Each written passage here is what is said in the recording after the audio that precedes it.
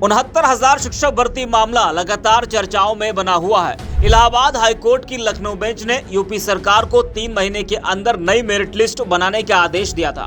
उसके बाद सामान्य वर्ग के अभ्यर्थी जो 4 साल से नौकरी कर रहे थे, उनको अपनी नौकरी जाने का डर सताने लगा।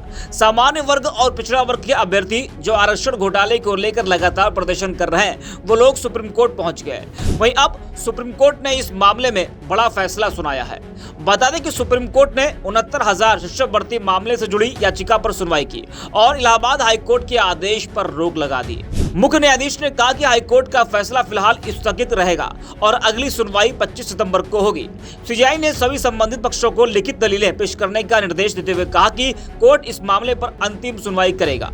सुप्रीम कोर्ट ने कहा कि वह इस मामले के कानूनी पहलुओं को परख कर आदेश देगा। हाईकोर्ट ने आरक्षण नियमों का पालन न होने के आधार पर मेरिट लिस्ट रद्द कर दी थी। इसका असर लगभग 19,000 ऐसे लोगों पर पड़ सकता है जो 4 साल से नौकरी कर रहे हैं। सुप्रीम कोर्ट ने राज्य सरकार और सभी पक्षों से लिखित में दलीलें पेश करने को कहा है। कोर्ट ने कहा कि हाईकोर्ट के फैसले की गहन समीक्षा के लिए समय चाहिए। सुप्रीम कोर्ट ने दोनों पक्षों से कहा कि वह अधिकतम 7 पन्नों में अपनी लिखित दलीलें जमा करवा दे। कोर्ट ने इसके लिए 2 नोडल वकील तय किए हैं। राज्य सरकार से भी जवाब दाखिल करने को कहा है। बता दें कि इलाहाबाद हाईकोर्ट ने अपने फैसले में जून 2020 और जनवरी 2022 की चयन सूचियों को रद्द करते हुए उत्तर प्रदेश सरकार को 2019 की सहायक शिक्षक भर्ती परीक्षा के आधार पर 3 महीने के भीतर नई चयन सूची जारी करने का निर्देश दिया था।